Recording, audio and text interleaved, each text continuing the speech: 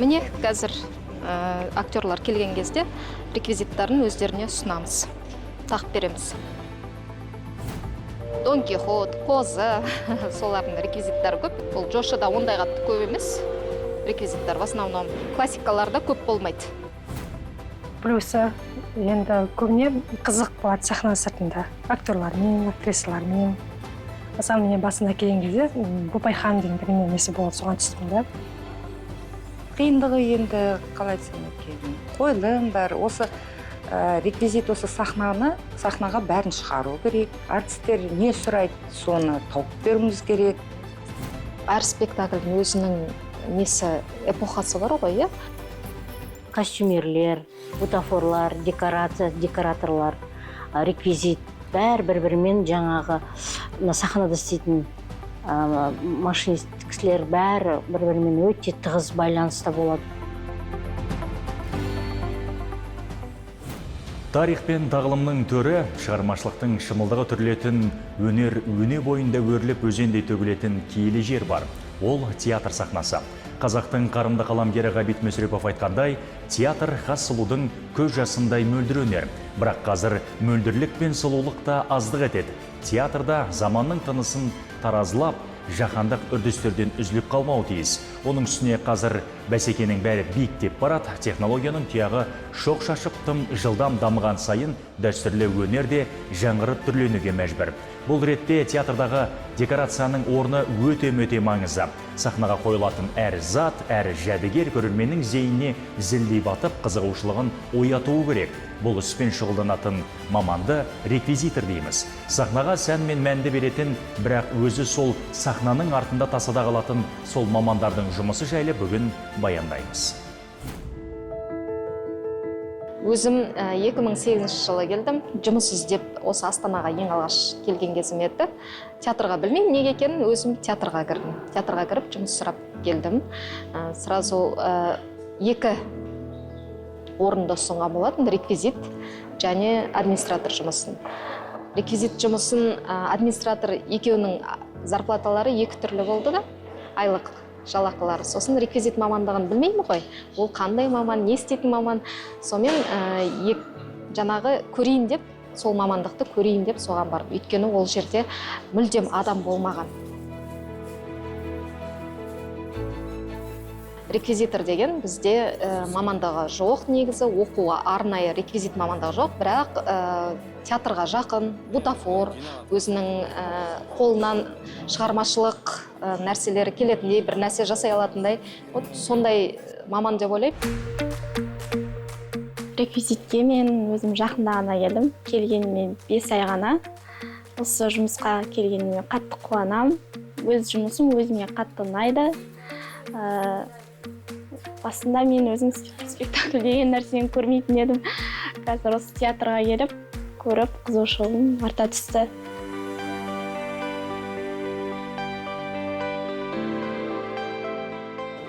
Міне қазір актерлар келген кезде реквизиттарын өздеріне ұсынамыз, тағып береміз.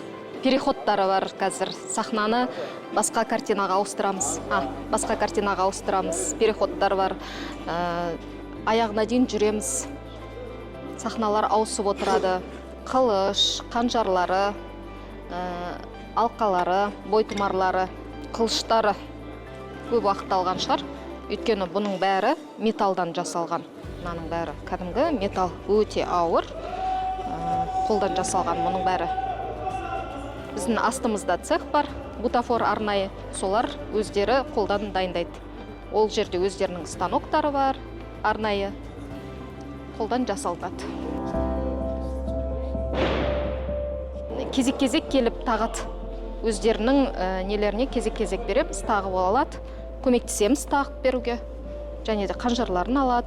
Әрбір сахнада өзінің шығатын реквизиттары ғой. Қазір басқа сахнасында, бой сахнасында шығады мысалы. Әр сахнада өзінің реквизиттары шығады. Кеселер бұлар бишілер алады. Бишілер билейді бұнымен. Тете, осы кісінің арқасында үйреніп жүріп қой бәрін, осы кісінің. Осы жұмысқа келгелі Арай тәте өзі үйретті бәрін. реквизиттерді қалай қою керек, орнына переходқа шығу керек. Сол кісінің арқасында бәрін үйреніп келе жатырмық. Ара тәтенің ең жақсы қасиеті көмектеседі. Енді ұмытып қаласың ғой бір нәрсенді, реквизитті қалай қою керек орнына, соны қайтадан дұрыстап түсіндіреді, көмектеседі әрдайым, өзінің кеңестерін айтып, өзінің ақылын айтып. Осы реквизитте ең кішкентаймын өзім.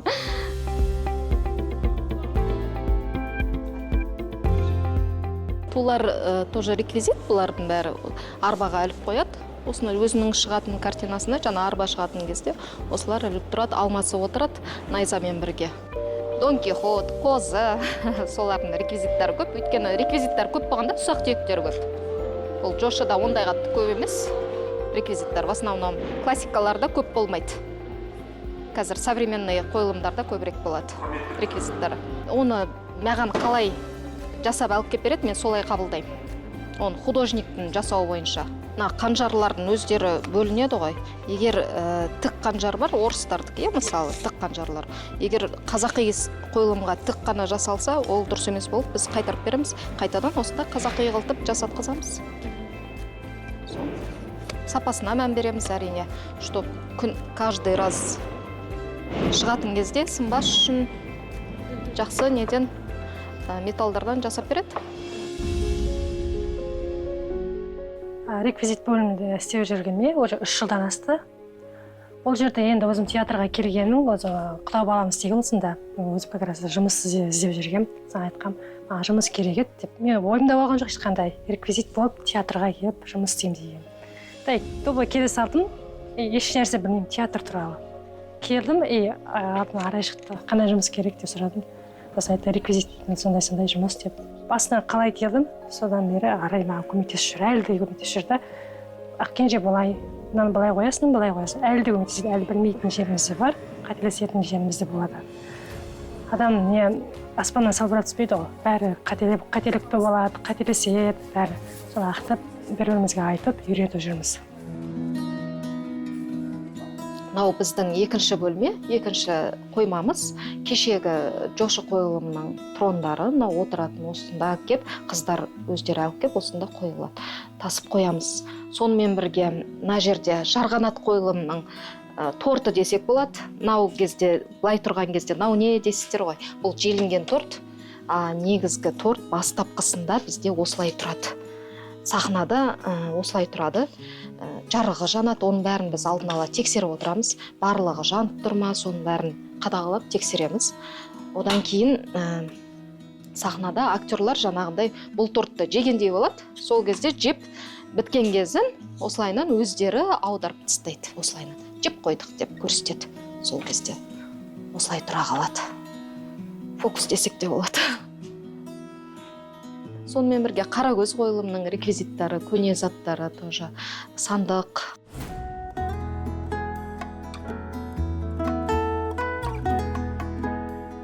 Плюсы енді көбіне қызық болады сахна сыртында. Актерлармен, актрисалармен.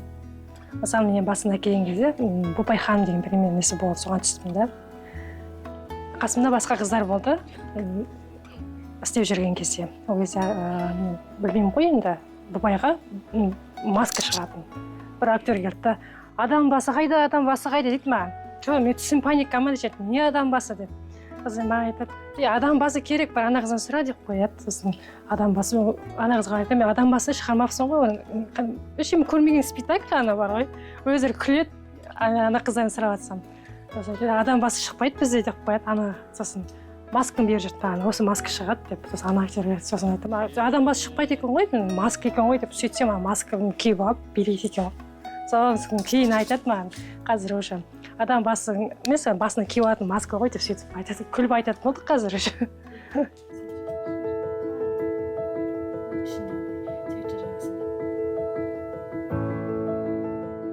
Қиындығы енді қалай айтсам екен, қиындығы ол ауыр нәрсе. Жеңілі енді қойылым бар, осы реквизит осы сахнаға бәрін шығару керек, қою керек бәрін. Артистер не сұрайды, соны тауып беруіміз керек, заказ беріп, бутафорға. Сондай жағдай. Арай негізі жақсы адам, көңілді, бірақ жұмысқа требовательный. Ол бүкіл жерде бар ғой, ұрсып та алады, ақылында айтады. Енді бастық болғасын енді білесіздер ғой. Біресе ақы болады, біресе қарасы болады. Негізі Арай 20 жылдай істеп жатыр ғой, өз жұмысын біледі. Енді опытный ғой, бізге үйретеді, түсіндіреді. Мынаны былай істеңдер, конечно, біз енді театрға келгеннен кейін бәрін білмейміз қой енді. Мынау бізде реквизиттар сақталатын қойма десек болады, өйткені әрбір қойылымның реквизиттары өздерінше сақталып тұр. Мысалы, мына жерде патша көңілімнің реквизиттары сақталып тұр, солардың заттары, сол спектакльдің және де әрбір полкада өзінің бір спектакльдер сақталып тұр, спектакльдің реквизиттары сақталып тұр.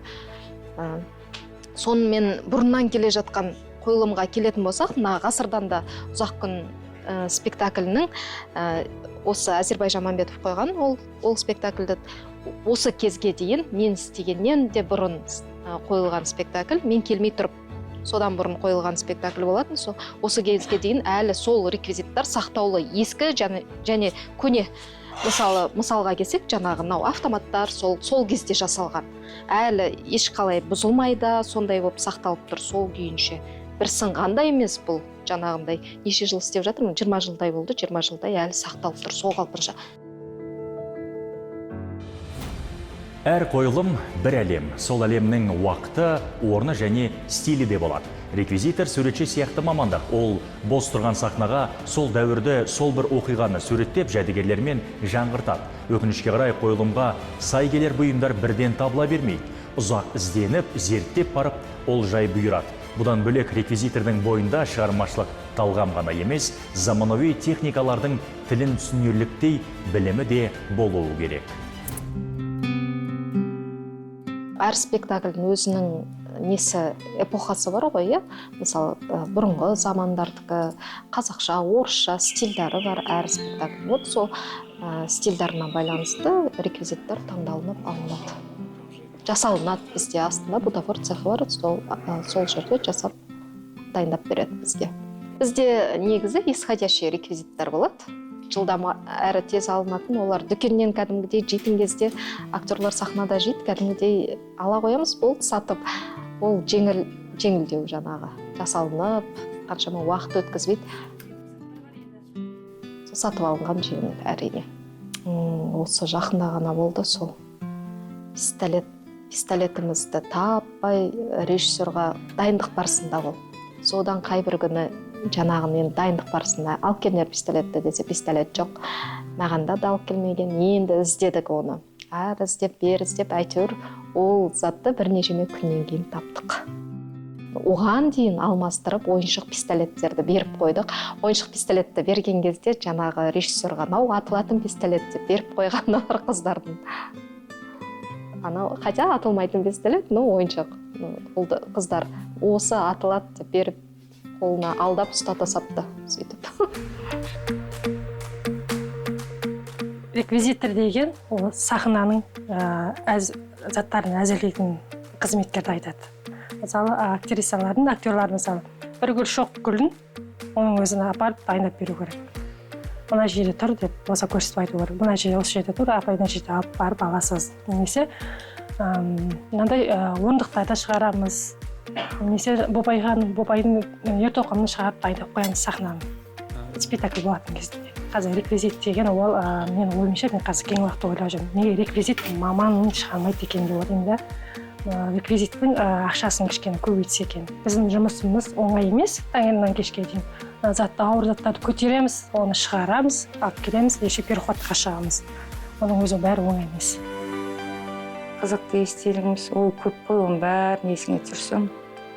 Негізі театр деген ат қой өзі. Театрдың іші закулисы болсын, сахнада болсын, өзі қызық нәрсе қой өзі. Оны бір мені жаттап аласында, сосын тағы екінші шығады, үшінші шығады, оның көп қой қызықтары. Закулиса ең қызығы.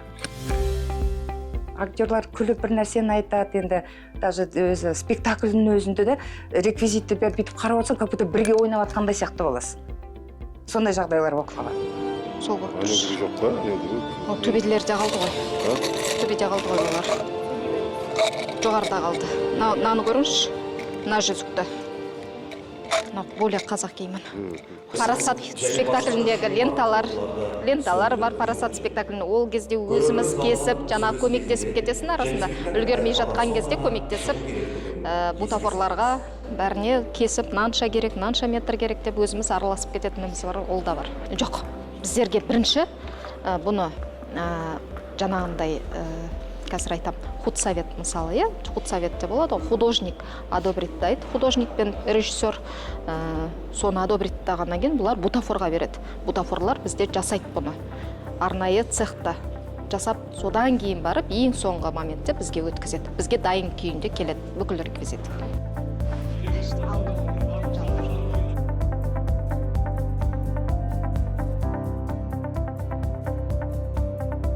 Анау Қарагөз спектаклі, мынау сандықтар, нелер бәрі шығады. Сосын бізде вот тоже әйел құпиясы шықты, реквизит міне тұр. Мына жерде тұр, әне тұр. Оны бәрін шығарып, мына жерде полностью мелочевкалары бар, до такой степени сырға жүзіктеріне дейін береміз. Тағып береміз. Негізі сахнадағы қойылымдардың, театр қойылымдарының көбісінің бәрі былай қарап отырсаң бір-бірімен тығыз байланысты ғой. Костюмерлер, бутафорлар, декораторлар, реквизит бәрі бір-бірімен жаңағы сахнада істейтін машинист кісілер бәрі бір-бірімен өте тығыз байланыста болады. Өйткені бір-бірінсіз как-то жұмыс жүрмейді да. Действительно, мысалы, өнер адамдары, жаңа артистерді айтайық, ол кісілер сахнада өздерінің образдарын ойнап шығады. Ол кісілер дым жоқ сахнада ойнай алмайды ғой, оған декорация керек. Яғни бір қойылымдарды образ көрсету үшін алып жатыр, құмырадан су құйып жатыр, или жерден алма талдан жұлып жатыр, әңгіме айтып отыр, өлең айтып отыр, билеп жатыр. Соның бәріне артында декорация тұру керек. Қойылымдар кәдімгі сен сахнаға келген көрермендер бір күнделікті өмірде болып жатқан бір адамдардың өміріне кіріп кеткендей не көрсету керек та адамдарға. Ертоқым Бопай спектакліне шығады. Тоже бұны бізде іште әзірлеп, дайындаған, бұны қолдан жасанды. Бірақ өте ауыр. Осындай заттарды шығарған кезде әрине кішкене ауыр болады. Қыздарға ауырлық тудырады. Және де көбі ескі, бұрыннан келе жатқан ескі көбілер. Бұларда да спектакльге шығады. Бұл жерде жатқан заттардың бәрі өзі лақтырмаймыз. Мен ең алғаш келген кезде театрға бір сары газеттер болған еді. Мұқағали спектакліне саған енді не істеймін? Мұқағали спектакліне жаңағы сарғы газеттерді таппаймын, енді қайдан аламын? Бәрі әппақ, еще современный газеттер. Не істеймін енді деп, соны заваркаға малып, әйтеуір кептіріп сарғайтқан түріміз болатын сол кезде. Әлі күнге есімізге кетпейді.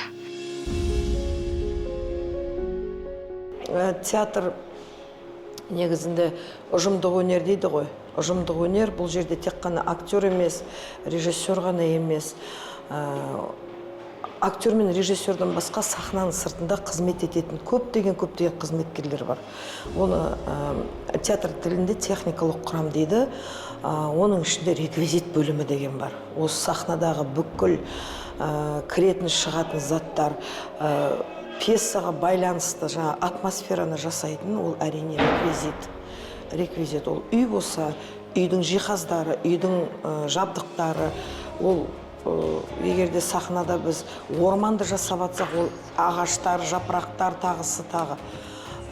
Оның да өзінің қиындығы да бар, өзінің қызығушылықтары бар ол жұмыстың.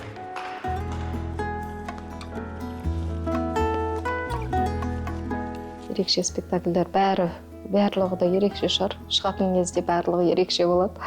Арасында ізденесің, жаңағы заттарын іздейсің.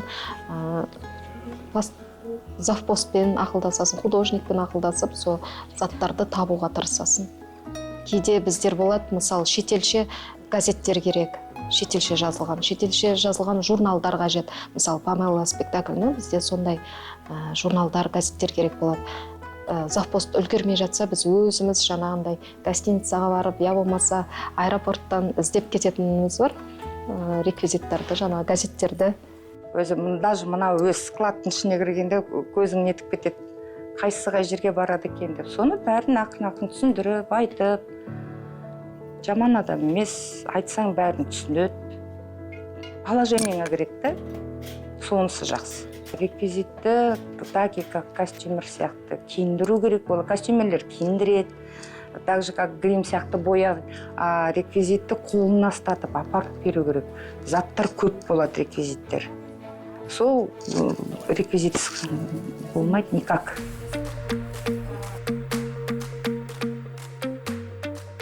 Спектакльден кейін өтілер жинайды ғой жаңа заттарды. Біздің екінші үйіміз дейді. Соған қарап білуге болады, өкістер өздерінің өмірін жарысын осы театрға арнап жатыр. Енді үйінде 12 сағат болса, 12 сағат ошақ өтетін сияқты ғой, былайша айтқан кезде. Сол жағынан білем, что жаны ашып, осы өнерге, мына театрдың әрбір затына, өзінің затындай қарап, шырылдап жүрген жаны ашып. Жұмысына өте жаңағы адал. Бәрі әдемілеп партитурада жазылады тұрады. Мен білемін, арай болса, спектакль без проблем өтетін білеміз. Сондықтан әр ісінің өзінің маманы десек, осы арай туралы мен айтар едім. Өзінің ісінің маманы деп. Қашан келсең де реквизитінде әр, енді ұсақ түйек көп қой, гүл дейміз, ручка дейміз, қағаз дейміз, парақ дейміз, кітап дейміз. Соның бәрі әдемілеп бір сөрелерде тұрады. Реквизитор мамандығы көбіне тұрақсыздық. Қыздардың көбі келеді. Осы мен 2008-ден бастап жұмыс істеп жатырмын, тұрақты жұмыс істеп жатырмын. Бірақ оның өзі уже 17 жылдан асқан болады. Ал қасымда келген көмекші қыздар, мысалы, көмекші емес, жұмысқа келген мамандар жаңағы тұрақты бола қоймайды. Олар көп нәрсені түсінбейді, кейбір жаңағы беретін заттарды, мысалы, театрды кейбіреулер түсінбей келеді. Сондықтан тұрақсыздық болады да. Мен ойлаймын, негізі жұмысқа келгеннен кейін тұрақтылық болса, және жауапкершілік болса, әрбір жұмыс тауып кетеді деп ойлаймын. Қазақстанда жұмыс жоқ деп негізі мен айта алмаймын. Өйткені жұмыс бар, әрбір істеймін деген адам үшін барып жер қазып келсе де, мысалы, оның өзі жұмыс жоқ деп ойламаймын негізі. Жұмыс бар. Өкінішке қарай театрдағы реквизитор мамандығын таңдайтын және сонымен ұзақ жылдар бойы айналысатын адам аз. Нарықтың есебін екшеп көрсек, салыстырмалы түрде жалақы да аз. Сол себепті де бұл мамандықта көп адам тұрақтай қоймайды. Өз ісін шын сүйген театрдың тынысын, мән маңызын түйсінген мамандар ғана реквизитор болып қызмет етуде. Өнерге деген құрмет пен мамандыққа деген адалдықты тап осы кейіпкерлерімізден көруге болады. Түйіндеп айтсақ, реквизитор сахнаның реңін келтіріп жүрген нағыз еңбек адамы.